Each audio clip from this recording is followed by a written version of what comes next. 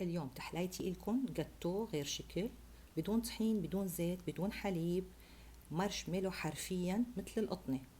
يلا لنشوف كيف رح نعملها. أول شي بنفصل البياض عن الصفار وبنخفق بياض البيض لحتى يصير قوامه ثلجي وما يقعد يتحرك معنا بهالشكل هذا. بنضيف عليه البيض بالتدريج وحدة وحدة وبنخفق لحتى تختفي. بنضيف الثانية لتخلص عندي الكمية وبنخفق. بنضيف عليهم السكر البودرة كمان على دفعات. بهالحالة بننزل سرعة الخفق، الفانيلا ومعلقة خل أبيض وبرش الليمون. وأنا هون ضفت من عندي نكهة اللوز اللي عطته طعم راقي جدا. بضيف النشا المنخول على دفعات وبقلب بخفة بالسباتشولا لحتى تخلص عندي الكمية.